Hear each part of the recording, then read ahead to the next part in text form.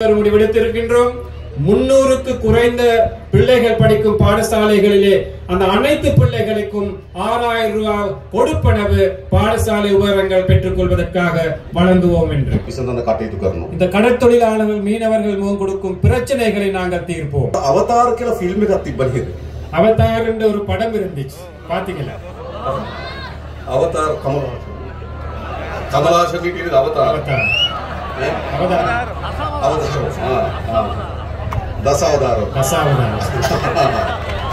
ඒ වගේ තමයි ජනාධිපති මයිලටි ප්‍රදේශයේ තියෙනවා. ඔව් මෙහෙට ජනාධිපති මන්ත්‍රියා කොහොමද? இங்க ஜனாதிபதி மாளிகை ஒன்று தேவையா? මට නම් එපා. தோழருக்கு வேணாமா? இந்த நாட்டிலே மக்கள் தலைவனான தேசிய மக்கள் சக்தியின் தலைவர், அதே போன்று இந்த நாட்டிலே உங்கள் அனைவருடைய உள்ளங்களையும் கவர்ந்த ஜனாதிபதி அன்பார்ந்த அனுர தோழர் அவர்களை அழைக்கின்றேன் உங்கள் முன்னுரையாற்றுவதற்காக.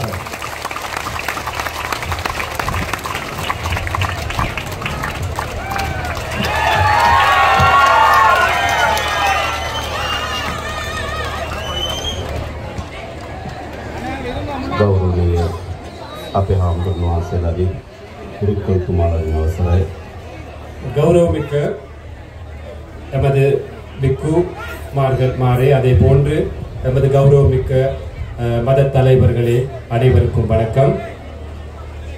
මේ අවස්ථාවට සම්බන්ධ වෙලා ඉන්න අපේ ප්‍රවාහන අමතුමා, ඒ වගේම දීවර අමතුමා, இந்நேரத்திலே கலந்து கொண்டிருக்கும் எமது அமைச்சர், நெடுஞ்சாலைகள் அமைச்சர், அதே போன்று கடற்தொழில் நீரியல் அமைச்சர், ඒ වගේම පාර්ලිමේන්තු මන්ත්‍රීවරුන් වන අපේ කුමරන් සහෝදරයා, රාම් සහෝදරයා, அதே போன்று பாராளுமன்ற உறுப்பினர்களான இளங்குமரன், ரஜீவன் சகோதரயா, ரஜீவன் தோழர் அவர்கள், பாவனானந்தன் சகோதரயா, பாவானந்தன் தோழர் அவர்கள், ඇතුළු සහභාගීලා ඉන්න අම්මලා තාත්තලා සහෝදර සහෝදරියන් අවසරයි. உள்ளிட்ட இங்கு கலந்து கொண்டிருக்கும் அனைவருக்கும் வணக்கம். පහුගිය මහා මැතිවරණයේදී මේ යාපනයේ දිස්ත්‍රික්කයේ මේ ප්‍රදේශවල විශාල ජනතාවක් අප කෙරෙහි විශ්වාස තබලා ඡන්දය දුන්නා.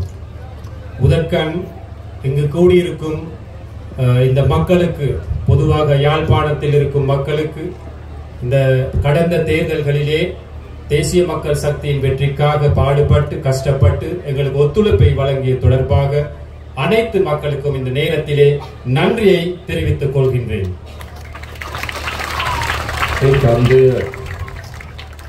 ජාතික ජනබලවේගයේ ආණ්ඩුවක් හදන්න විතරක් ඉවහල් වුණු උපයෝග වුණු ඡන්දයක් නෙවෙයි.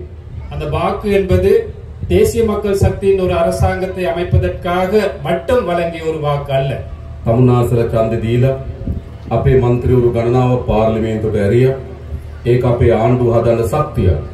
நீங்கள் வாக்களித்து பாராளுமன்ற உறுப்பினர்களை பாராளுமன்றத்திற்கு அனுப்பி ஒரு அரசாங்கத்தை அமைப்பதற்காக ஒத்துழைப்பு வழங்கினீர்கள். அது எமக்கு பெரிய ஒரு சக்தி ஆகியது.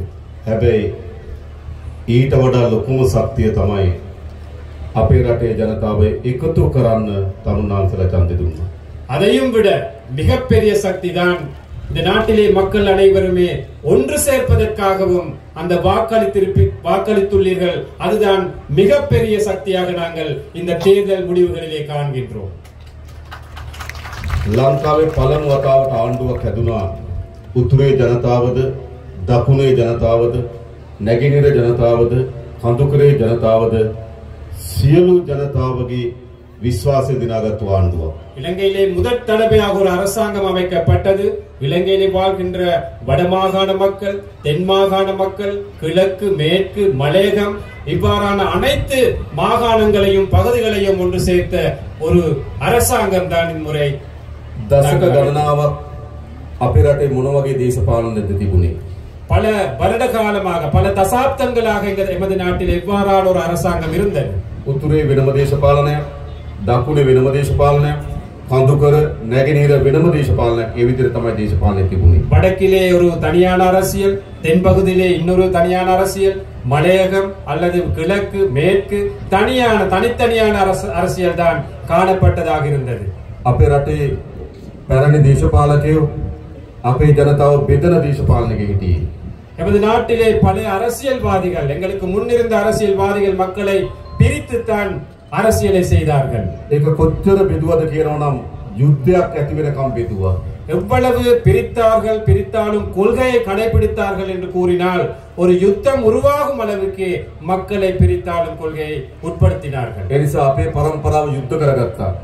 ஆகவே எமது பரம்பரை யுத்தம் செய்து கொண்டார்கள். අපේ පරම්පරාව සැකය, අවිශ්වාසය, ක්‍රෝධය, වෛරය වපුරලා ජීවත් වුණා. எமது அந்த காலகட்டம் என்பது, எமது பரம்பரை என்பது சந்தேகம் அல்லது எதிர் மனப்பான்மை இவ்வாறான பல்வேறுபட்ட அந்த முரண்பாடுகளோடு தான் நாங்கள் வாழ்ந்து கொண்டிருந்தோம். අපිට තවත් බෙදෙන්න ඕනද? எங்களுக்கு இன்னும் பிரிய வேண்டுமா? බෙදෙන්න ඕනද? பிரிய வேண்டுமா? අපි ලංකාවේ පළමු වතාවට ආණ්ඩුවක් හැදුනා. ජනතාව බෙදෙන එක වළක්වලා ජනතාව එකතු වෙන දේශපාලනයකට ආණ්ඩුවක් හැදුනා. இலங்கை வரலாற்றிலே நாங்கள் முதல் தடவையாக ஒரு அரசாங்கத்தை அமைத்தோம். மக்களை பிரிப்பதற்கு பதிலாக மக்களை ஒன்று சேர்க்கும் ஒரு அரசாங்கத்தை நாங்கள் அமைத்தோம். මේ ගම්වලට මීට කලින් රාජ්‍ය නායක ජනාධිපතිවරු ඇවිල්ලා කියනවාද? இந்த பகுதிகளுக்கு அரசாங்கத்திலே பெரிய அதிகாரிகள் அல்லது ஜனாதிபதி போன்றவர்கள் இதற்கு முன் வருகை தந்திருக்கின்றார்களா? ஏன் அது? බෙදුණු ආණ්ඩුවක් තියෙනකොට එහෙමයි. ஒரு பிரிந்திருக்கும் அரசாங்கம் இருக்கும் போது அப்படித்தான். හැබැයි දැන් තියෙන්නේ බෙදීම අවසන් කරපු එකතු කරන ආණ්ඩුවක්. ඒ නිසා තමයි අපි වැලිවැටි තුරේට ඇවිල්ලා මේ දහස් ගණන් අම්මලා තාත්තලා සහෝදර සහෝදරයන් හම්බ වෙන්නේ. இன்று இருப்பது மக்களை பிரிப்பதற்கு பதிலாக மக்களை ஒன்று சேர வைக்கும் ஒரு அரசாங்கம். ஆகவே தான் நாங்கள் இன்று வெல்வெட்டி துறைக்கும் வந்து உங்களை நாங்கள் சந்தித்து இவ்வாறு கதைக்கின்றோம்.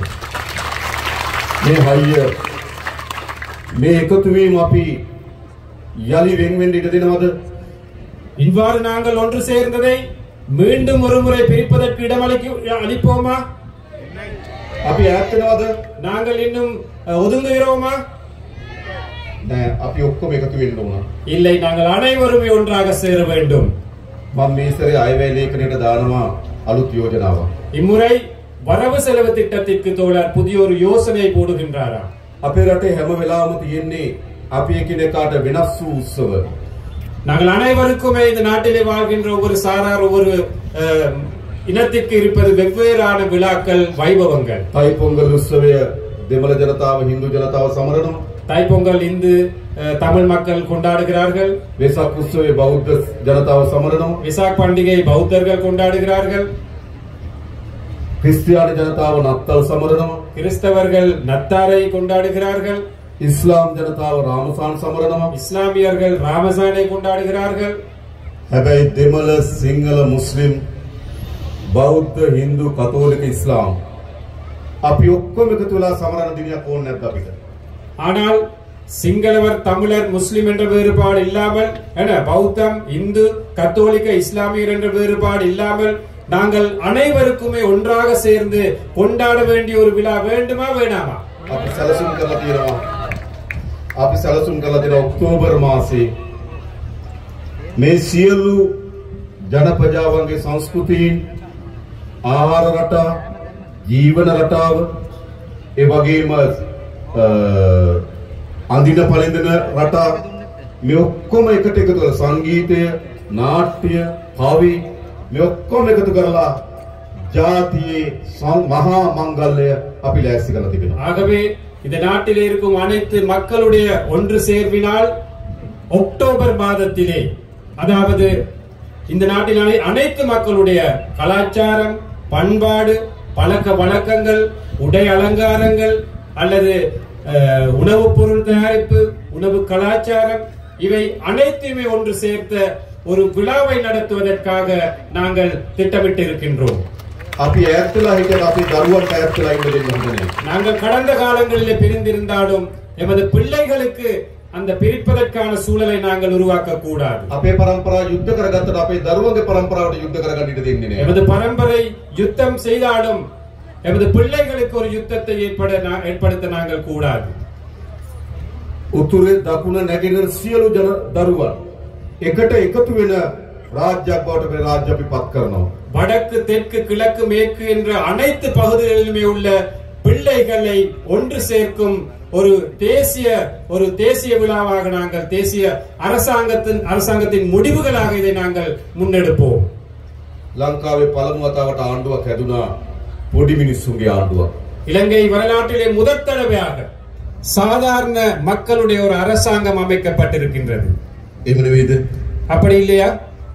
මීට කලින් ආණ්ඩුව හැදුනේ ලොකු පවුල් වලින්. இதற்கு முன் அரசாங்கங்கள் அமைந்தது பெரிய பணக்கார வர்க்கத்தின் அந்த தேவைக்கேற்ப அவர்கள் தான் தலைவர்கள். තාත්තා අගමැති, අම්මා අගමැති, දුව ජනාධිපති. அப்பா பிரதமர், அம்மா பிரதமர், மகள் ஜனாதிபதி. එහෙමනේ. அப்படித்தானே? අයියා ජනාධිපති, මල්ලි ජනාධිපති. அண்ணாவும் ஜனாதிபதி, தம்பியும் ஜனாதிபதி.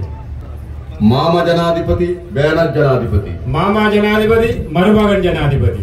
පහුගේ ජනාධිපතියන්ගේ උත්සාහ කරා ජනාධිපතිවරුන්ගේ දරුවෝ දෙන්නෙකුත් ජනාධිපති වෙන්න. கடந்த ஜனாதிபதி தேர்தலிலே உங்களுக்கு தெரியும் 2 ஜனாதிபதிமார்களுடைய மகன்மார்களும் ஜனாதிபதி அந்த தேர்தலிலே போட்டியிட்டார்கள். එහෙමනේ. அப்படித்தானே? ඒකට බලය තිබ්බේ කාගාවද?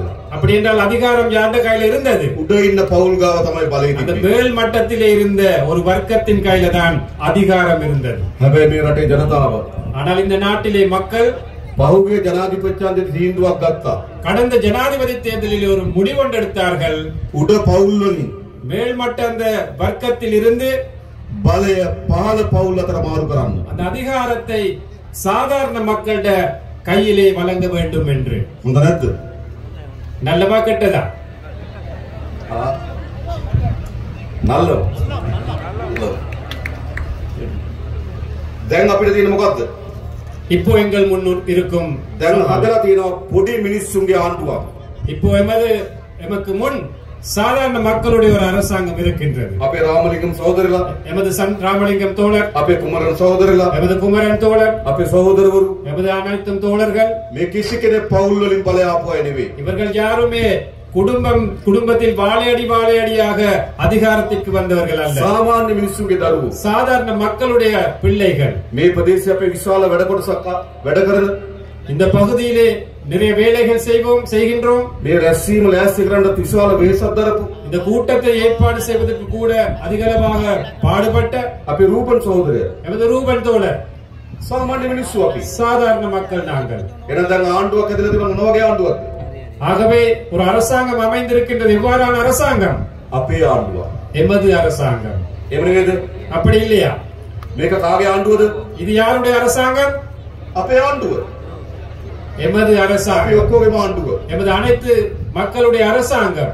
එහෙනම් අපිට අභියෝග කීපයක් තියෙනවා. ஆகவே எங்களுக்கு நிறைய சவால்களும் இருக்கின்றன. පළමු කොට මේ ග්‍රාමීය ජනතාවගේ දුප්පත් භාවය නැති කරන්න ඕන. முதலாவதாக இந்த கிராமிய வறுமையை நாங்கள் ஒழித்து கட்ட வேண்டும். එහෙම නෙවෙයිද? அப்படித்தானே? හොඳ නිවාසක් නැහැ. சிறப்பான ஒரு வீடு இல்லை, ආදාය මාර්ග නැහැ. வருமான வழி இல்லை, පානීය ජලය නැහැ. குடிநீர் இல்லை, ගමට එන්න හොඳ පාරක් නැහැ. வீட்டுக்கு வர்றதுக்கான கிராமத்துக்கு வர்றதுக்கான பாதை இல்லை, හොඳ පාසලක් නැහැ. பிள்ளைக்கு நல்ல ஒரு ஸ்கூல் இல்லை, දීවර රස්සාව කරන්න විදියක් மீன்பிடி නැහැ. கடற்தொழில் செய்ய முடியவில்லை. විශාල පැටකන ජනතාවක්. எந்த பக்கத்திலும் நமக்கு கஷ்டங்களே இருக்கின்றன. අපේ ආණ්ඩුව நமது அரசாங்கம், අපි ඔක්කොම එකතු වෙලා හදාගත්තු ආණ්ඩුව. நாங்கள் அனைவருமே ஒன்று சேர்ந்து அமைத்த அரசாங்கம். ක්‍රමානුකූලව පියවරෙන් පියවර படிப்படியாக මේ ප්‍රශ්න ඔක්කොම විසඳන්න ලෑස්ති අපි. இந்த அனைத்து பிரச்சனைகளும் தீர்க்க தயாராக இருக்கின்றோம். හොඳද? நல்லவா? අපි ඉස්සරලම මේ අස්වැසුම දෙන ජනතාවගේ දීමනාව අපි වැඩි කරා. நாங்கள் ஏற்கனவே இந்த நலன்புரி அஸ்வசும கொடுப்பதை நாங்கள் நீடித்து அந்த அளவை கூட்டி இருக்கின்றோம். අපේ දුප්පත් අම්මා තාත්තගේ දරුවට ඉස්කෝලේ යන්න පාසල් පොත්පත් මිලදී ගන්න විදිහක් නැහැ. எங்கட வறுமைக்குட்பட்ட பெற்றோர்களுக்கு தனது பிள்ளையை பாடசாலைக்கு அனுப்புவதற்கு அந்த பாடசாலை உபகரணங்களை பெற்றுக்கொள்ள முடியாமல் இருந்தது. අපි අස්වැසුම ලබන සියලු පවුල් වල දරුවන්ට රුපියල් 6000 දුන්න පාසල් පොත් උපකරණ මිලදී. அந்த அஸ்வசும கொடுப்பனவை பெற்றுக்கொள்ளும் பெற்றோர்களுக்கு அந்த பிள்ளைகளுக்கு வழங்குவதற்காக 6000 ரூபாய் நிதி ஒதுக்கினம் பாடசாலை உபகரணங்களை பெற்றுக்கொள்வதற்காக. ඒ විතරක් නෙවෙයි දැන් අපි තීන්දුවක් ගත්තා. ළමයි 300ට වඩා අඩු සියලු පාසල් වල දරුවන්ට රුපියල් 6000ක දීමනාවක් දෙන්න පාසල් පොත් මිලදී ගන්න. அதே போன்று நாங்கள் இன்னொரு முடிவெடுத்திருக்கின்றோம். 300க்கு குறைந்த பிள்ளைகள் படிக்கும் பாடசாலைகளிலே அந்த அனைத்து பிள்ளைகளுக்கும் 6000 ரூபாய் கொடுப்பனவு பாடசாலை உபகரணங்கள் பெற்றுக் கொள்வதற்காக வழங்குவோம் என்று. ஏன் நாங்கள் அப்படி செய்கின்றோம்?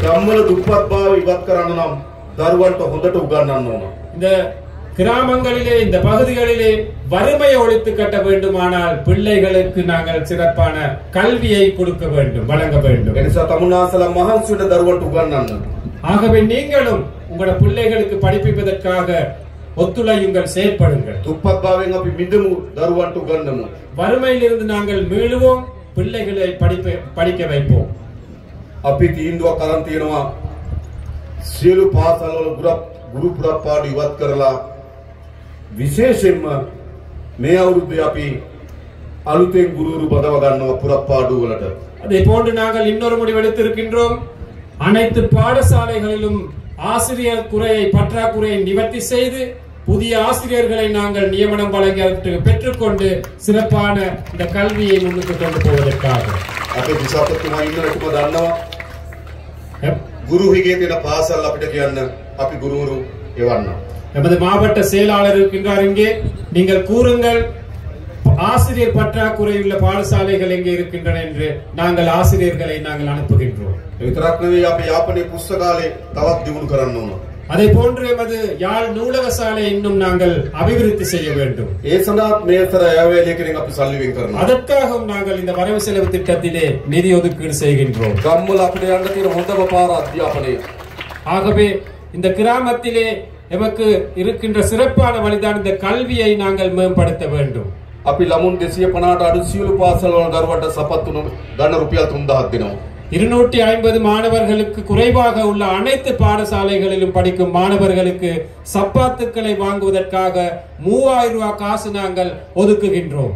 අර පාසල් වලින් ආහාර දෙන ළමයිට එක වේලකට දුන්න රුපියල් 60යි ඒක අපි 100 දක්වා වැඩි කරනවා. பாடசாலையிலே உணவு வழங்கிய பாடசாலையில் உங்களுக்கு தெரியும் 60 ரூபாய் மட்டும்தான் ஒரு பிள்ளைக்கு ஒதுக்கப்பட்டிருந்தது. அந்த 60 ரூபாவை 100 ரூபாய் வரை நாங்கள் அந்த அளவை அதிகரிக்கின்றோம். சீன රජයක් එකඟ වෙලා තියෙනවා සියලු දරුවන්ට නොමිලේ ලබන අවුරුද්දේ තැනුම් ලබා දෙන්න. சீன அரசாங்கம் ஒத்துக்கொண்டிருக்கின்றார்கள். இந்த வருடத்திலே வழங்கியதை போன்று அடுத்த வருடத்திலும் பாடசாலை சீருடைகளை இலவசமாக வழங்குவதற்கு. ඒ නිසා අපි වැඩිම වේච දරන දරුවන්ට උගන්වන්න.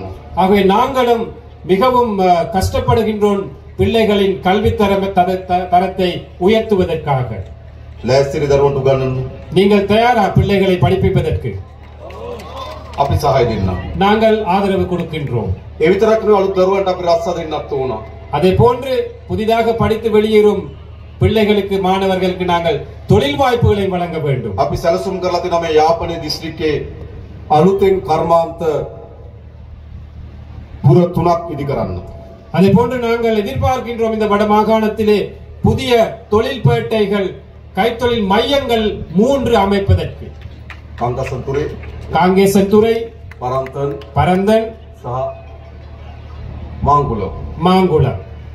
අලුත් කර්මාන්ත පුර 3ක් ඇති කරනවා. 3 புதிய தொழில் பேட்டைகள் அல்லது பொருளாதார மையங்களை நாங்கள் அமைக்க திட்டமிட்டிருக்கின்றோம். අපි විදේශගත ශ්‍රී ලාංකිකයන්ට ආරාධනා කරන වගේ ආයෝජනය කරන්න ඉන්න කියලා. நாங்கள் அழைக்கின்றோம் வெளிநாடுகளில் இருக்கும் இலங்கையர்களுக்கு, புலம்பெயர் இலங்கையர்களுக்கு அவற்றில் முதலீடுகள் செய்ய வாருங்கள் என்று. වැඩියෙන්ම මේ පළාත්වල ජීවත් වෙන තරුණයන්ගේ අපේක්ෂාව රට අත්හැරලා යන එක.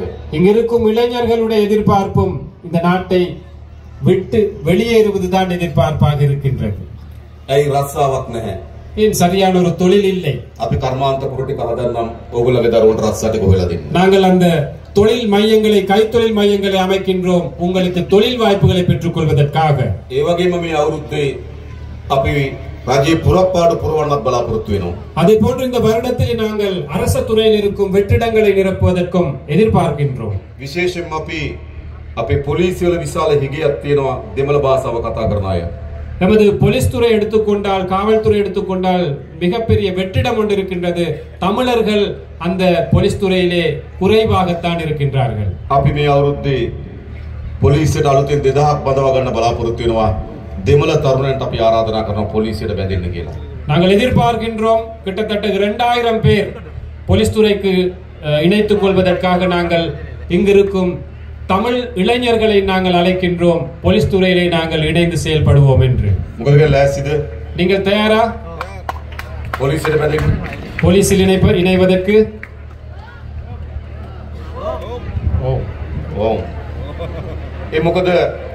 පොලිසිය හරි වැදගත් කාර්යයක් කරන අපේ ගම්වල ආරක්ෂාවට සාමයට විශාල වැඩ කොටසක් කරනවා. ஏனென்றால் போலீஸ் துறை எடுத்துக்கொண்டால் எமது கிராமங்களிலே அமைதியை பாதுகாப்பதற்காக பெரிய ஒரு சேவை செய்கின்றார்கள். ඒකට මේ භාෂාව කතා කරන නිලධාරීන් අවශ්‍යයි. அதற்கு அந்த மொழியிலே, அந்த கிராமத்தில் வாழும் மக்களுடைய மொழியில் கதைக்கும் அந்த அதிகாரிகள் தேவை. ඒ වගේම මේ පළාත්වල වේගයෙන් මත්ද්‍රව්‍ය පැතිරෙමින් යනවා. அதே போன்று எங்களுக்கு தெரியும், இந்த பகுதிகளில் கூட பாரிய அளவிலே போதை வஸ்து, இந்த பாவடை, அந்த விஸ்தரிப்பு நடந்து கொண்டிருக்கின்றது. අපේ තරුණ පරම්පරාව විශාල මත්ද්‍රව්‍ය වලට ගොදුරු වෙමින් තිබෙනවා. நமது இளம் சமுதாயம் இந்த போதை வஸ்துக்கு பெருமளவாக அடிமைப்பட்டு வருகிறார்கள். අපි මේක නතර කරන්න ඉතාමත් ශක්තිමත් වැඩපිළිවෙලක් හදලා තියෙනවා. இதை நிறுத்துவதற்காக நாங்கள் பெரும் சக்தி வாய்ந்த ஒரு திட்டத்தை நாங்கள் முன்னெடுத்து வருகின்றோம். ඔයගොල්ලෝගේ සහායත් අවශ්‍යයි. ஆனால் அதற்கு உங்களுடைய ஒத்துழைப்பும் எங்களுக்கு தேவைப்படுகின்றது. අපි එකතු වෙලා මේ මත්ද්‍රව්‍ය තුරන් කරමු. நாங்கள் ஒன்றிணைந்து இந்த போதை வஸ்து பிரச்சனையை தோற்கடிப்போம். ඒ වගේම අපි දන්නවා විශාල ඉඩම් ගැටලුවක් තියෙනවා මේ යාපනයේ ජීවත් වෙන ජනතාවට. அதே போன்று இந்த யாழ் மாவட்டம் அல்லது வடமாகாணத்தை எடுத்துக்கொண்டால் காணி பிரச்சனை என்பது பெரிய ஒரு பிரச்சனையாக இருக்கின்றது. අපේ ප්‍රතිපත්තිය எமது கொள்கை ජනතාවගේ ඉඩම් ජනතාවට ලබා දිය යුතුයි. எமது கொள்கை மக்களுடைய காணியை மக்களுக்கு வழங்க வேண்டும் என்பது. ආරක්ෂාවට සංවර්ධනයට ආණ්ඩුවට ඉඩම් පවරා ගැනීමේ අයිතිය තියෙනවා. பாதுகாப்புக்கு, அபிவிருத்திக்கு காணியை எடுத்துக்கொள்ளும் உரிமை அரசாங்கத்துக்கு இருக்கின்றது. ඒත් බොරුවට ඉඩම් තියාගෙන ඉන්න බෑ. ஆனாலும் பொய்யுக்கு காணியை அரசு தரப்பிலே வைத்துக் கொள்வது தவறு. අපි දන්නවා තාමත් පවුල් විශාල 1500කට ආසන්න ප්‍රමාණයක් නේද? 1500කට වැඩි ප්‍රමාණයක් තාමත් අවතන් කඳුරු වල ඉන්නවා. உங்களுக்கு தெரியும், இன்னமும் கிட்டத்தட்ட 1500 குடும்பங்கள் இன்னமும் அகதி முகாம்களில் அல்லது இடம்பெயர் முகாம்களிலே வாழ்கின்றார்கள். நபர்கள் மன்னிக்கணும்.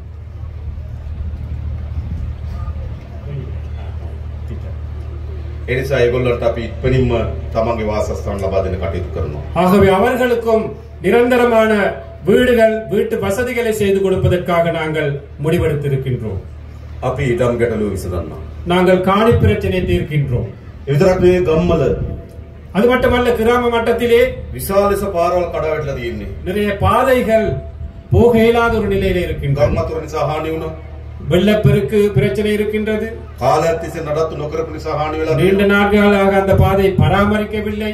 අපි අද දිස්ත්‍රික් සංවර්ධන කමිටුවක් ඇඳෙව්වා. நாங்கள் இன்று மாவட்ட அபிவிருத்தி குழு கூட்டத்தை கூட்டினோம். ඒදී අපි මාර්ග සංවර්ධන අදාළ නිලධාරීන්ගෙන් ඇහුවා කීයක් ඕනද පාරවල් හදන්න, මේ අවුරුද්දේ හදන්න පුළුවන් ගාන කියන්න. ඒකට අපි සල්ලි වෙන් කරලා දෙනවා. அந்த கூட்டத்திலே கேட்டிருக்கின்றார், எவ்வளவு நிதி தேவை, அந்த பாதைகளை புனரமைப்பதற்கு, புதிதாக அமைப்பதற்கு எவ்வளவு நிதி தேவை, அந்த நிதியை இந்த வருடத்திலே வரவு செலவு திட்டத்திலே வழங்குவோம் என்று தோழர் வாக்குறுதி அளிக்கின்றார். அந்த பாதைகளை அமைக்க வேண்டும், சிறப்பான குடிநீர் வசதியை கொடுக்க வேண்டும்.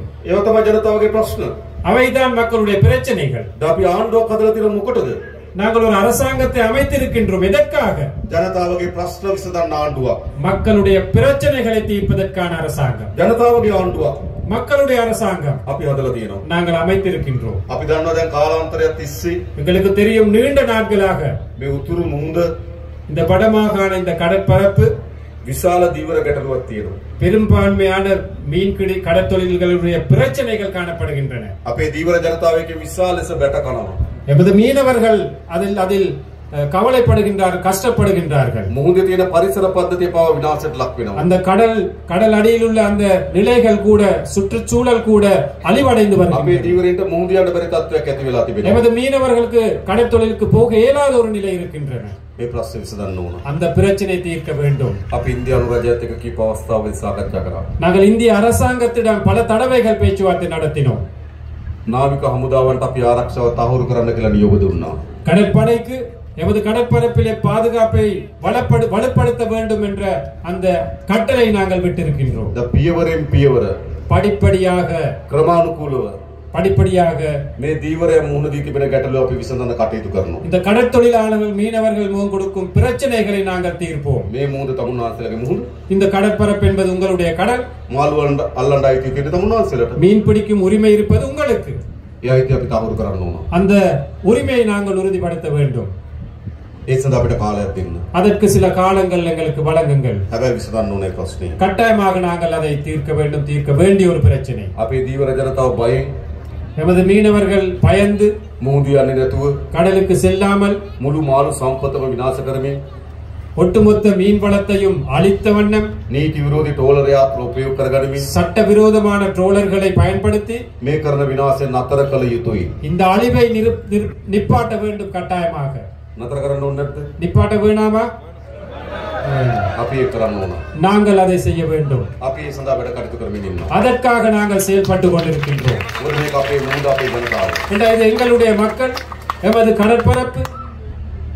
இந்த ප්‍රශ්නයක් විසඳීම සඳහා උපරිම උත්සාහයක් දරනවා. ஆகவே பிரச்சனைகள் தீர்ப்பதற்காக நாங்கள் முழு மூச்சாக செயல்படுவோம். ඒ වගේම පහුගිය මැතිවරණයේදී அதே போன்று கடந்த தேர்தலிலே ජනතාවගේ විශාල වමනාවක් තිබුණා. மக்களுடைய மிகப்பெரிய ஒரு எதிர்பார்ப்பாக இருந்தது අපේ රටේ මේ දේශපාලන සංස්කෘතිය වෙනස් කරන්න. எமது நாட்டிலே இந்த அரசியல் கலாச்சாரத்தை மாற்றி அமைக்க வேண்டும் என்று. අපේ රටේ දේශපාලනය තිබුණේ எமது நாட்டில் அரசியல் இருந்தது. මහජනයාට වඩා උඩින් ඉන්න දේශපාලනයක්. மக்களை விட மேலாக இருக்கும் அரசியல் தான் எமது நாட்டிலே காணப்பட்டது. මහජනයාට එක්ක සමීප දේශපාලනයක් නෙවෙයි. மக்களுடைய நெருக்கம் ஒன்று இருக்கவில்லை. නායකයෝ ඉන්නේ ජනතාවට වඩා උඩින්. தலைவர்கள் இருப்பது மக்களை விட மேலாக. මහජනයාගේ ධනෙ විශාල ප්‍රමාණයක් පාලක නාස්ති කරනවා. உங்களுடைய வரிப்பணத்தை அதிகாரிகள் எவ்வளவு வீணாக்கினார்கள். විශාල ප්‍රමාණයක් හොරකම් කරනවා. அதிகளவானதை களவெடுத்தார்கள், திருடினார்கள். අපි ඒක නතර කරපු ආණ්ඩුවක්. அதை நிறுத்திய அரசாங்கம் ஒன்று எமது அரசாங்கம் என்பது. මේ කංක සම්පූර්ණ හදලා තියෙනවනේ ජනාධිපති මන්දිරය. பெல்வெட்டித்துறை அல்லது காங்கேசன் துறையிலையும் இருக்குதானே ஜனாதிபதி மாளிகை ஒன்று. දැකලා තියෙනවද නේද? கண்டிருக்கிறீங்களா? මයිලිටි. මයිලිටි ප්‍රදේශයේ තියෙනවා. ඔව්. මෙහෙට ජනාධිපති මන්දිරයක් කොහොමද? இங்க ஜனாதிபதி மாளிகை ஒன்று தேவையா? මට නම් එපා. தோழருக்கு வேணாமா? ඔයගොල්ලන්ට ඕනද? உங்களுக்கு வேணுமா? வேண்டாம். මට එපා. தோழருக்கு வேண்டாமா அது? අපි අද දිසාපතිතුමාටත් ආණ්ඩුකාරතුමාටත් කිව්වා ඒකට ගැළපෙන ව්‍යාපෘතියක් හොයලා දෙන්න. අපි ඒකට ජනාධිපති මන්දිරය දෙන්න. இன்று மாவட்ட செயலாளருக்கும் அதே போன்று ஆளுநர் அவர்களுக்கும் கூறினாராம், அந்த மாளிகை தொடர்பாக எதிர்காலத்தில் அதை எப்படி பராமரிப்பதற்கான உரிய திட்டம் ஒன்று அமையுங்கள், அதற்கு ஆதரவு அளிக்கிறோம் என்று. நல்லமா? ඒක යුනිවර්සිටි එකක් දාන්න හොඳයි නම් අපි ඒක කරමු. அதுல பல்கலைக்கழகம் ஒன்று போட வேணுமா இருந்தா அதுக்கு சப்போர்ட் பண்றோம். සංස්කෘතික මධ්‍යස්ථානයක් දාන්න ඕන නම් ඒක කරමු. கலாச்சார ஒரு மண்டபமாக அமைக்க வேண்டும் என்று அதற்கு ஆதரவு தெரிவிக்கிறோம். හොඳයි. நல்லமா? මෙහෙ විතරක් නෙවෙයි නුවරඑළිය මාලිගයටත් අපි ඒක කරමු. இங்கு மட்டுமல்ல, நுவரெலியாவிலும் இருக்கு, அதற்கும் அப்படித்தான் செய்வோம். අනුරාධපුරයකටත් ඒක කරමු. அனுராதபுரத்தில் இருக்கும் அதற்கும் அப்படித்தான் செய்வோம். මයංගණයකටත් ඒක කරමු. மையாங்கடையில் இருக்கு ஒன்று, அதற்கும் அப்படித்தான் செய்வோம். කතරගමයකටත් ඒක කරමු. கதிர்காமத்தில் இருக்கு, அதற்கும் அப்படித்தான் செய்வோம். මේ හැමතැනම ජනාධිපති මන්දිරය. அனைத்து இடங்களிலுமே ஜனாதிபதி மாளிகைகள். அவர் அவதார் කියලා ෆිල්ම් එකක් තිබ්බ නේද? அவதார் என்ற ஒரு படம் இருந்துச்சு, பாத்தீங்களா? அவதார் கமலாசன் கிட்ட அவதார். දසවදාර. ඒ වගේ තමයි ජනාධිපති. එක එක ස්වරූපයෙන් ඉන්න එක එක මාලිගා. தசாவதாரம் மாதிரி என்ன, ஒவ்வொரு மாளிகைகளும் ஒவ்வொரு விதமாக இருக்கிறது தான் அதுகளை அமைச்சிருக்கு. அப்படி வெனஸ் කරනවා. அதை நாங்கள் மாற்றி அமைப்போம். හොඳයිද? நல்லதுதானே? ඇයි என்னது? මහජනයාගේ දෙන මෙච්චර නායකයෝ නාස්ති කරන්න හොඳ නෑ. மக்களுடைய பணத்தை வீணாக்க கூடாது இந்த தலைவர்கள். මහජනයාගේ ධනෙ නායකයෝ මෙච්චර වියදම් කරන්න හොඳ නෑ. மக்களுடைய பணத்தை இந்த அரசியல் தலைவர்கள் இவ்வாறு செலவழிக்க கூடாது. අපි දුප්පත් රටක්. நாங்கள் வறுமைக்குட்பட்ட ஒரு நாடு. ජනතාව දුප්පත්. மக்களும் வறுமைக்குட்பட்டவர்கள். නායකයා தலைவர் දසවදාර. දසවදාර. හොඳද? ඒ දේශපාලන වෙනස් වෙන්න ඕනේ නැද්ද? அந்த அரசியல் மாறணுமா வேணாமா? අන්නේ දේශපාලන අපි වෙනස් කරලා තියෙනවා. அந்த அரசியலை நாங்கள் மாற்றிருக்கின்றோம். මේ දේශපාලන තමයි අපේ රට ඕන. இந்த அரசியல் தான் நமக்கு தேவைப்படுவது. ඒ නිසා අපේ රට ගොඩනැගීමේ දිශාවට අපි පය තබලා තියෙනවා.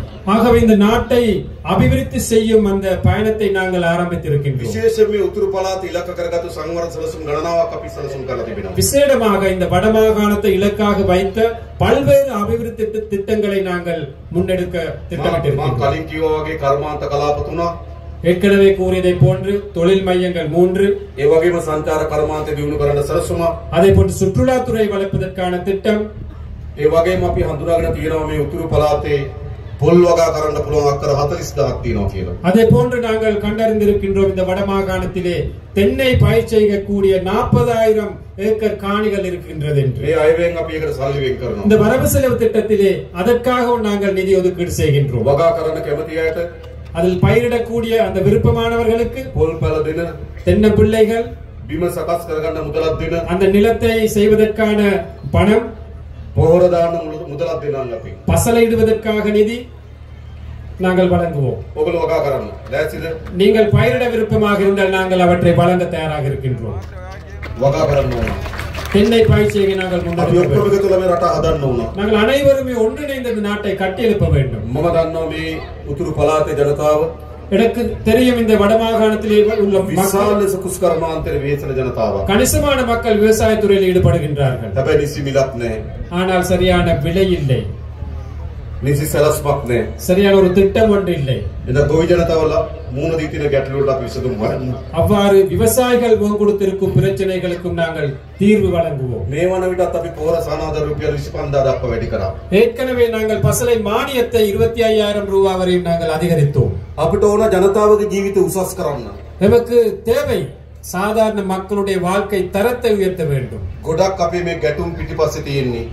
நாம் முன் கொடுக்கும் கணிசமான பிரச்சனைகளுக்கு பின்னால் இருப்பது, ගොඩක් මේ යුද්ධ පිටිපස්සේ තියෙන්නේ. கணிசமான இந்த யுத்தங்களுக்கு பின்னால் இருப்பது ආර්ථික ප්‍රශ්නයක් වෙන වැඩිපුර. பொருளாதார பிரச்சனை தான் கூடிய பாகம் இருக்கின்றது. එද මේ ආර්ථික ප්‍රශ්නට අපි උත්තර හොයන්න ඕන. ஆகவே இந்த பொருளாதாரத்துறை வளர்க்கும் அந்த பிரச்சனைகளுக்கு தீர்வு காண வேண்டும். ඒකට අපි සැලසුම් හදලා තියෙනවා. அதற்கு நாங்கள் திட்டங்களை அமைத்திருக்கின்றோம். ඒ වගේම භාෂාව. அதே போன்று மொழி உரிமை. අපි ප්‍රධාන වශයෙන් සිංහල දෙමළ භාෂාව කතා කරන ජන කණ්ඩායම් දෙකක් ඉන්නවා. பிரதானமாக இந்த நாட்டிலே தமிழ், சிங்களம் என்ற மொழிகளை கதைக்கும் மக்கள் இருக்கின்றோம். ඒ හැම පුරවැසියෙකුටම அந்த அனைத்து பிரஜைகளுக்கும் තමන්ගේ භාෂාවෙන් රාජ්‍යයත් එක්ක ගනුදෙනු කරන දෙන අයිතිය හදන්න ඕන. தனது தாய்மொழியிலே அரசாங்கத்துடன் தொடர்பு கொள்ளும் அந்த உரிமையை ஏற்படுத்த வேண்டும். තමන්ගේ භාෂාවෙන් පොලිසියට ගිහලා පැමිණිල්ලක් කරන්න අවස්ථාව තියෙන්න ඕන. தனது தாய்மொழியிலே போலீஸுக்கு போய் ஒரு முறைப்பாட்டை செய்வதற்கான உரிமை இருக்க வேண்டும். ඒ නිසා මේ භාෂාවෙන් ඇති වී තිබෙන අසමානතාවය අපි විසඳිය යුතුයි. ஆகவே இந்த மொழி ரீதியாக இந்த பிரிவினை நாங்கள் இல்லாதொழித்து ஒழிக்க வேண்டும். ඒ නිසා තමයි මම කලින් කිව්ව ඔබගේ දරුවන් පොලිසියට බන්ධන්න. ஆகவே தான் முதல்ல சொன்னார் தோழர், உங்களுடைய இந்த இளம் சக்திகள் போலீஸ் துறையில අපි சேருங்கள் என்று. ඊළඟ රජයේ රස්සාවලට ගන්නකොට ඔබගේ දරුවන් ඒවට බැඳෙන්න. அரச துறையில் ஆட்களை சேர்க்கும் போது உங்களோட பிள்ளைகளை அவற்றுக்கு இணையுங்கள். ඒ දෙමළ භාෂාවෙන් කතා කරන රාජ්‍ය සේවයක් අපිට අවශ්‍යයි. ஏனென்றால் தமிழ் மொழியிலே கலந்து அந்த கதைக்கும் அரச துறை ஒன்று எங்களுக்கு இந்த வடக்கிலே தேவைப்படுகின்றது. ඒක අපි හදන්න සැලසුම් කරලා තියෙනවා. அதை அமைப்பதற்கு நாங்கள் திட்டமிட்டு இருக்கின்றோம். ඒ වගේ ඊළඟ වැදගත් அதே போன்று இன்னொரு முக்கியமான விஷயம், අපේ ආගමික අයිතීන් පිළිබඳ සාධාරණත්වයක් තියෙන්න ඕන. எமது மத ரீதியான உரிமைகள் எங்களுக்கு பெற்றுக் கொள்வதற்கான அந்த சூழல் அமைய வேண்டும். මෙතන අපේ නායක හමුදුර වැඩ සිටිනවා. எமது நாயக்க தேரர் அவர்கள் இருக்கின்றார்கள். අපේ කුරුක්කල් තුමාලා වැඩ සිටිනවා. எமது குருக்கள் அவர்கள் வருகை தந்திருக்கின்றார்கள். අපි අතර ගැටුමක් තියෙන්න ඕනද? எமக்கிடையே ஒரு போட்டி முரண்பாடு ஒன்று இருக்கணுமா? ආගම අපේ විශ්වාසය. மதம் என்பது எமது எதிர்பார்ப்பு, நம்பிக்கை. එක්කෙනෙකුට කියන්න බෑ උඹ මේ විශ්වාසය අත්තරපන් කියලා. யாருக்குமே வற்புறுத்த இயலாது அந்த நம்பிக்கையை கைவிட வேண்டும் என்று. ඒ එකිනෙකාගේ විශ්වාසය අපේ විශ්වාසයට ගරු කරන්න ඕන. அந்த ஒவ்வொரு நபர்களுடைய நம்பிக்கைக்கும் நாங்கள் நம்பிக்கையோடு செயல்படணும். අපි අපේ රටේ යලි நமது நாட்டில் மீண்டும் ஒரு முறை ආගම්වාදී, மத ரீதியான முரண்பாடு, ජාතිවාදී இன ரீதியான முரண்பாடு, ගැටුමක් වර්ධනය වෙන්න ඉඩ දෙන්නේ ஒரு නැහැ. முரண்பாடு ஏற்படுவதற்கு நாங்கள் இடமளிக்க மாட்டோம். පහුගිය දවස්වල கடந்த காலங்களிலே එවැනි ජාතිවාදී සටන් පාට අරගෙන කට්ටිය ඉස්සරහට එන්න පටන් ගත්තා. அவ்வாறான இன ரீதியான கோஷங்களை எழுப்பிக் கொண்டு சிலர் முன்னுக்கு வந்தார்கள். අපි ජාතිවාදී වපුරන අයට நாங்கள் இனவாதத்தை தூவுவர்களுக்கு නීතිය උපරිමයෙන් ක්‍රියාත්මක කරනවා. சட்டத்தை உயர்ந்த பட்சத்தில் நாங்கள் நடைமுறைப்படுத்த நடவடிக்கை எடுப்போம். අපිට තවත් ජාතිවාදී වුණොත් எங்களுக்கு இன்னும் இனவாதம் வேண்டுமா? අපිට ආගම්වාද වුණොත් எங்களுக்கு மதவாதம் வேண்டுமா? ඒව අවශ්‍ය නැහැ. அவை எங்களுக்கு தேவையில்லை. යලි ජාතිවාදයට ආගම්වාදයට අපේ රටේ අපි ඉඩ දෙන්නේ නැහැ. மீண்டும் ஒரு முறை இந்த இனவாதத்திற்கு மதவாதத்திற்கு நாங்கள் இடமளிக்க மாட்டோம். අපේ දරුවන් ආයේ ගැටුම්කාරී රටක් හදන්නේ නැහැ අපි. අපේ දරුවන්ට ආපහු ගැටුම්කාරී රටක් හදන්න ඉඩ දෙන්නේ අපි. எமது பிள்ளைகளுக்கு மீண்டும் இனவாத மத ரீதியான மதவாத ஒரு முருகல் நிலையை ஏற்படுத்த நாங்கள் இடமளிக்க மாட்டோம். ඒ පිළිබඳව අපි සැලසුම් හදලා තියෙනවා. அதற்கான திட்டங்களை நாங்கள் அமைத்திருக்கிறோம். ඊළඟ අපි එකිනෙකාගේ සංස්කෘතිය වෙනස්කම් තිබෙනවා. அதே போன்று எமது கலாச்சாரங்களிலே பல்வேறு வித்தியாசங்கள் காணப்படுகின்றன. අපි ගරු කරන්න ඕන. அவற்றுக்கு நாங்கள் மதிப்பளிக்க வேண்டும். අපේ දරුවියන් ඉන්නවා. எமது பிள்ளைகள் ඒට ආවේනික සංස්කෘතියක් එක්ක. அதற்கு தனித்தான ஒரு கலாச்சாரம் இருக்கின்றது. ලස්සන නැද්ද මේ දරුවා? இந்த பிள்ளைகள் எடுத்துக்கொண்டால் எவ்வளவு அழகாக இருக்கின்றார்கள். ලස්සනයි අපිට. எங்களுக்கு அது மிகவும் அழகாக இருக்கிறது. ඇයි අපි සංස්කෘතියෙන් බෙදෙන්න හදන්නේ? ஏன் நாங்கள் கலாச்சார ரீதியாக பிரிவடைய வேண்டும்? අපි හැම සංස්කෘතියකටම ගරු කරන්න ඕන. நாங்கள் அனைத்து கலாச்சாரங்களை மதிக்க வேண்டும். ඒ සංස්කෘතිය රස විඳින්න පුරුදු වෙන්න ඕන. அந்த கலாச்சாரங்களை ரசனை மிக்கதாக நாங்கள் எடுத்துக்கொள்ள வேண்டும். එහෙම රටක් අපි හදන්න ඕන. அவ்வாறான ஒரு நாட்டை நாங்கள் கட்டியெழுப்ப வேண்டும். එකක් මතක තියාගන්න. ஒன்று நினைவில் வைத்துக் கொள்ளுங்கள். අපිට ගහගෙන எங்களுக்கு சண்டை பிடித்து යුද්ධ කරගෙන யுத்தமிட்டு கொண்டு තවත් දශක ගණනාවක් මේ විදිහට දුක් විඳින්න පුළුවන්. இன்னும் பல தசாப்தங்கள் எங்களுக்கு நாங்கள் வாழ முடியும் குறைபாடுகளோடு. අපේ අම්මලාගේ පරම්පරාව දුක් විඳා. எமது பெற்றோர்களுடைய பரம்பரை கஷ்டப்பட்டார்கள். අපේ පරම්පරාව දුක් විඳා. நாங்கள் எமது பரம்பரை கஷ்டப்பட்டோம். මේ ගැටුම් යුද්ධ හදාගෙන අපිට ඕන අපේ දරුවගේ පරම්පරාවත් යුද්ධයකට තල්ලු කරන්න. இந்த முරகல் நிலை யுத்தங்களை ஏற்படுத்தி எமது இந்த பிள்ளைகளுடைய பரம்பரை எங்களுக்கு தேவை என்றால் கஷ்டமான ஒரு நிலைக்கு கொண்டு போகலாம். ඒ නිසා අපිට ගහගෙන මරාගෙන එනකොටාගෙන රටකට ඉස්සරහට යන්න බෑ. ஆகவே சண்டை பிடித்து முரண்பட்டு இவ்வாறு ஒரு நாட்டுக்கு முன்னுக்கு போக இயலாது. අපේ රට ඉස්සරහට යන්නෙම எமது நாடு முன்னுக்கு போவதாக இருந்தால் අපි අතර සමගිය හැදුනොත් විතරයි. எமக்கிடையே ஒற்றுமை அமைதி இருக்க ඒ வேண்டும். නිසා අපේ ආණ්ඩුව ஆகவே எமது அரசாங்கம் විශාලතම වෙහෙසක් දරනවා. மிக பெருவளவாக நாங்கள் கஷ்டப்படுகின்றோம், செயல்படுகின்றோம். අපි අතර සමගිය හදන්න. எமக்கிடையே ஒற்றுமை ஏற்படுவதற்காக நாங்கள் ඒ සමගිය සඳහා හොඳම ධෛර්යය දුන්නේ ඕගොල්ලෝ. அந்த ஒற்றுமைக்காக மிகப்பெரிய சக்தியை துணிச்சலை கொடுத்தது நீங்கள். කාලයක් තිස්සේ පාරම්පරික දේශපාලක පෞද්ගලික මහජනතට ඉල්ලුවා. காலம் காலமாக இருந்த பாரம்பரிய அரசியல்வாதிகள் கடந்த தேர்தலிலே போட்டியிட்டார்கள். වෙනම රටක් අරන් දෙන්නම් කියලා ඡන්දෙට ඉල්ලුවා. தனியான ஒரு நாட்டை பெற்றுக் கொடுப்போம் என்று தேர்தல்களை போட்டியிட்டார்கள். මතකද? நினைவிருக்கா? හැබැයි ජනතාව මොකද කරේ? ஆனால் மக்கள் என்ன செய்தார்கள்? වෙනම රටක් දෙන්නම් කියපු අය, தனியான நாட்டை பெற்றுக் கொடுப்போம் என்று පෞද්ගලික දේශපාලන කරපු අය, குடும்ப வாயிலாக அரசியல் செய்தவர்கள் ඒ ප්‍රතික්ෂේප කරලා அவர்களை நிராகரித்து விட்டு මේ යාපන දිස්ත්‍රික්කයේ අපිට ජයග්‍රහණය අරන් දුන්නා. இந்த யாழ் மாவட்டத்திலே எமக்கு வெற்றிகளை பெற்றுக் கொடுத்தார்கள். ඒකෙන් කියන්නේ මොකද්ද? இதன் செய்தி என்ன? இதனால் கூறுவது என்ன? ජනතාව කැමති එකතු වෙන්න. மக்கள் அனைவருமே ஒன்றாக சேர்ந்து வாழ விரும்புகிறார்கள். ජනතාව ගාව ජාතිවාදී නෑ. மக்கள் மத்தியிலே இனவாதம் இல்லை. ජනතාව ගාව ආගම්වාදී නෑ. மக்கள் மத்தியிலே மதவாதம் இல்லை. හැබැයි දේශපාලක ගාව තියෙනවා. ஆனால் அரசியல்வாதிகள் மத்தியிலே இருக்கின்றது அந்த அனைத்தும். ඕකයි ප්‍රශ්නේ උනේ. அதுதான் பிரச்சனையாக இருந்தது. උතුරේ දකුණේ வடக்கிலும் தெற்கிலும் දේශපාලකයන්ගේ පැවැත්මනේ ජාතිවාදය. அரசியல்வாதிகள் இருப்பாக காணப்பட்டது இனவாதம். දැනුත් නැවත නැවත දකුණේ ඉසෝසුරන්ට උත්සාහ කරනවා. மீண்டும் தென் பகுதியிலே இனவாதம் தலை தூக்க சில செயற்பாடுகள் போகின்றன. දේශපාලකට ජාතිවාදය ඕන. அரசியல்வாதிகளுக்கு இனவாதம் தேவை. ජනතාවට ඕන ජාතිවාදය. மக்களுக்கு இனவாதம் தேவையா? ජනතාවට ඕනද? மக்களுக்கு தேவையா? අපිට ඕන මොකද්ද? எங்களுக்கு தேவை என்ன? ජාතික සමගිය ඕන. தேசிய ஒற்றுமை தேவை எங்களுக்கு. අපි එකතු වෙමු. நாங்கள் அனைவரும் ஒன்று சேருவோம். ආණ්ඩුවක් හදලා තියෙනවා. ஒரு அரசாங்கத்தை அமைத்திருக்கின்றோம். අපි ඔක්කොගම ආණ්ඩුවක්. எமது அனைத்து மக்களுடைய ஒரு அரசாங்கம். මේ වැලිවැට තුරේ இந்த வெல்வெட்டி துறையில் මේ ජනතාවට වඩා இந்த மக்களை விட වෙනස් පවුල් වලින් අපි ආණ්ඩුව හදපු අය නෙවෙයි. வேறு குடும்பங்களால குடும்ப பின்னணிகளால் அரசாங்கத்தை அமைத்தவர்கள் அல்ல நாங்கள். අපි තමුන්නාසලා වගේම நாங்களும் உங்களை மாறித்தான். නැද්ද? அப்படி இல்லையா? ඉතින් අපේ ආණ්ඩුවක් නෙමේක. அப்ப இது எங்களுடைய அரசாங்கம். අපි මේ රට වෙනස් කරමු. நாங்கள் இந்த நாட்டை மாற்றி அமைப்போம். අලුත් යුගයකට ගෙනියමු. புதிய ஒரு யுகத்திற்காக நாங்கள் கொண்டு போவோம். තමුන්නාසලා අපි කරේ තිබුණු විශ්වාසය ஆகவே எம் மீது வைத்த நம்பிக்கை අපි බිඳින්නේ නැහැ. நாங்கள் ஒருபோதும் சிதைக்க மாட்டோம். මතක තියාගන්න. நினைவில் வைத்துக் கொள்ளுங்கள். හැමදාම අපේ රටේ දේශපාලකයෝ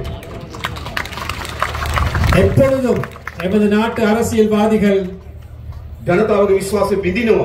மக்களது எதிர்பார்ப்பை சிதைத்தார்கள். අපි මේ විශ්වාසය බිඳින්නේ නැහැ. நாங்கள் ஒருபோதும் உங்களுடைய நம்பிக்கைக்கு சீர்குலைக்க மாட்டோம், நம்பிக்கை சிதைக்க மாட்டோம். තමුනාසල ඉතාමත් දිගු පියවරක් තිබුවා. நீங்கள் நீண்ட ஒரு பயணத்திற்காக அடி வைத்தீர்கள். ඉතාමත් වැදගත් පියවරක් තිබ්බා. மிக முக்கியமான ஒரு அடி வைத்தீர்கள். ඉතාමත් විශිෂ්ට පියවරක් තිබ්බා.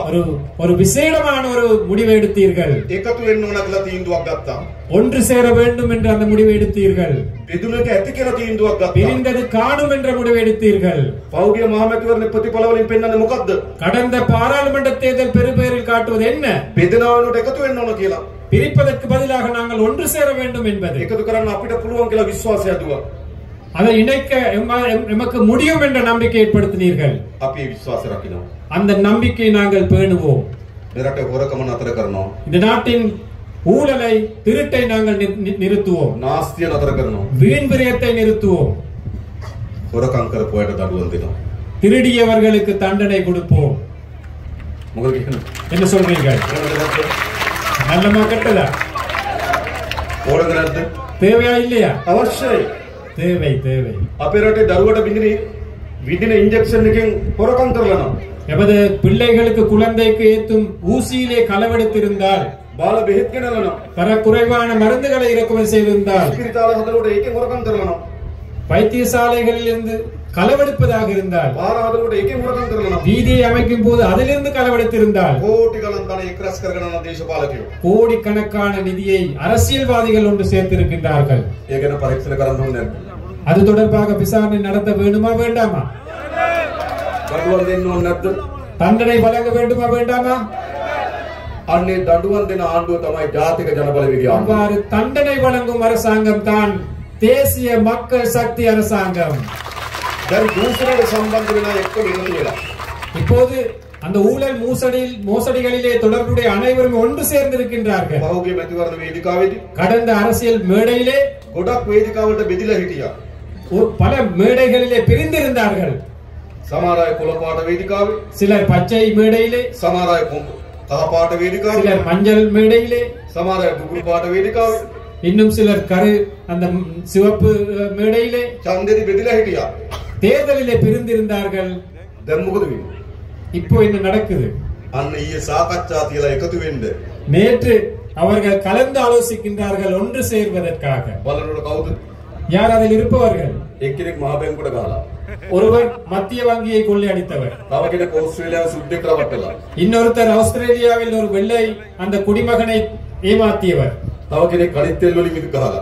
இன்னொருத்தர் எரிபொருளால களவெடுத்தவர். දැන් මොකද වෙලා තියෙන්නේ? இப்போ என்ன நடந்திருக்கின்றது? ඒගොල්ලෝ ඔක්කොම එකතු වෙලා මොකටද? இந்த அனைவரும் ஒன்று சேர்ந்து இருக்கிறார்கள். எதற்காக? බේරෙන්න. தப்புவதற்காக, அதிலிருந்து தப்புவதற்காக. හැබැයි ඒගොල්ලෝ එකතු වුණාට ජනතාව අපි එකතු වෙලා ඉන්න තාක්කල් ඒගොල්ලන්ට මේ වැඩේ කරන්න බෑ.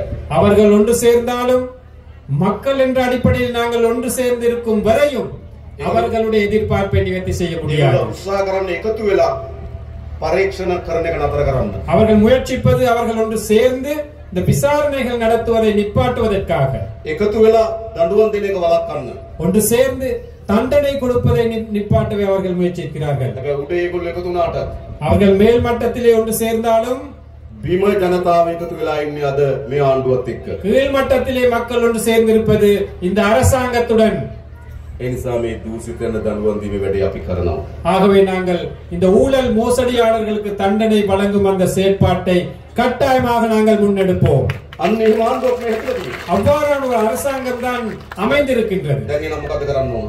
ஆகவே இப்போது என்ன செய்ய வேண்டும்? අපි ඔක්කොම එකතු වෙමු. நாங்கள் அனைவரும் ஒன்றாக சேர்ந்து විශ්වාසය තබමු. நம்பிக்கையோடு ආත්මාර ඉස්සරහට යමු. கைவிடாமல் முன்னோக்கி போவோம். අපි හරියට සැලසුම් හදලා நாங்கள் சரியான முறையிலே திட்டமிட்டு කීපයක් අත්තරින් නැතුව වැඩ කරමු. பல வருட காலமாக நாங்கள் தொடர்ச்சியாக வேலை செய்வோம். අපි මේ රට දියුණු රටක් බවට පත් කරන්න පුළුවන්. நாங்கள் இந்த நாட்டை ஒரு அபிவிருத்தி அடைந்த நாடாக மாற்றலாம். නැවත දූෂිතයන්ට, மீண்டும் ஊழல் மோசடியாளர்களுக்கு, නැවත හොරුන්ට, மீண்டும் திருடர்களுக்கு, නැවත අපරාධකරුවන්ට மீண்டும் குற்றவியல் செய்பவர்களுக்கு මේ රටේ ඉඩක් දෙන්න එපා. ஒருபோதும் இடமளிக்க வேண்டாம் இந்த நாட்டிலே. ආයෙ ගේනවද? மீண்டும் ஒருமுறை அவங்களை நாங்கள் ගේනවද? பாராளுமன்றத்துக்கு கொண்டு வருவோமா? නෑ මේක වෙනස් කරමු අපි. ஆமாம், நாங்கள் இதை மாற்றி அமைப்போம். ඒ වෙනුවෙන් අපි හැමදෙනාම එකතු වෙමු. நாங்கள் அனைவரும் இதற்காக ஒன்றுபடுவோம். අපිට විශාල සතුටක් තියෙනවා. நமக்கு மிகப்பெரிய ஒரு மகிழ்ச்சி இருக்கின்றது. මේ වැලිවැඩි තුරේ இந்த வெல்வெட்டி துறையிலே මේ දහස් ගණනක් අම්මලා තාත්තලා එකතු වෙලා இந்த ஆயிரக்கணக்கான பெற்றோர்கள் இணைந்து අපිට සවන් දෙන්න අවිලා තියෙනවා. எம்மை செவிமடுப்பதற்காக வந்திருக்கின்றீர்கள். කතා කරන්න අවිලා තියෙනවා. எம்மோட கலந்தாலோசிப்பதற்கு வந்திருக்கிறீர்கள். අපි විශ්වාස කරලා තියෙනවා. எம்மை நம்பி வந்திருக்கிறீர்கள். මේක සතුටුයි ගොඩක්. இது மிகவும் மகிழ்ச்சியாக இருக்கின்றது. බොහොම ස්තුතියි හැමදෙනාටම. அனைவருக்குமே மிகவும் நன்றி. நன்றி வணக்கம். நன்றி வணக்கம் என்று கூறிக்கொண்டு தோழன் விடைபெறுகின்றார். ஆகவே இந்த கூட்டத்தின் நிகழ்வுகள் இத்துடன் நாங்கள் முடிவுக்கு கொண்டு வருகின்றோம். இங்கு வருகை தந்த அனைவருக்குமே நன்றி கூறிக்கொண்டு நாங்கள் விடைபெறுகின்றோம். நன்றி, வணக்கம்.